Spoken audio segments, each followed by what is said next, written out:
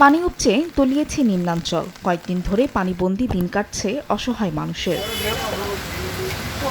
মৌলভীবাজারের মনু ও ধোলাই নদীর পানি অস্বাভাবিকভাবে বেড়েই চলছে। ঘরবাড়ি তলিয়ে যাওয়ায় দুর্বিষহ জনজীবন। কয়েকদিন ধরে জ্বলছে না চুলা। দিন কাটছে অর্ধাহার অনাহারে। রাস্তাঘাটের মাঝে চাও বাচ্চা লইয়া উঠি, আমরা অবস্থা খুব খারাপ।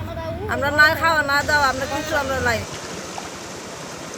টানা বর্ষণ ও উজানের ঢলে ব্রাহ্মণবাড়িয়ার আখাউড়ায় ডুবেছে নিম্নাঞ্চলের অন্তত ১৯টি গ্রাম। পানির নিচে স্থলবন্দর সড়ক ও ইমিগ্রেশন ভবন এলাকা। ইন্ডিয়া থেকে যে মেঘের পানি আয়ে, ডলের পানি আয়ে, এরই এই নিষ্কাশনের রাস্তা নাই। কালভার্টগুলি থাকলে আমাদের এই এলাকার ব্যবসা প্রতিষ্ঠানগুলো পানি চলে যেত না। এদিকে কয়েকদিনের বৃষ্টিতে কুড়িগ্রামেও বেড়েছে তিস্তার পানি। প্লাবিত চরাঞ্চল সহ নিম্নাঞ্চল, তলিয়ে গেছে ঘরবাড়ি ও ফসলি জমি। হঠাৎ বন্যায় ব্যাপক ক্ষতির মুখে কৃষক। এই যে হাজার হাজার একর সম্পত্তি মানুষ আবাদ করছে, এই আবাদ সম্পূর্ণ ধ্বংস হয়ে গেল। তিস্তা এলাকার লোক উজানে থেকে যে পানি আসে, এই পানি আমাদের বহু ক্ষতি করে দেয়। পানির চাপ বাড়তে থাকায় তিস্তা ব্যারেজের ডালিয়া পয়েন্টে ৪৪টি জলকপাট খুলে দিয়েছে পানি উন্নয়ন বোর্ড।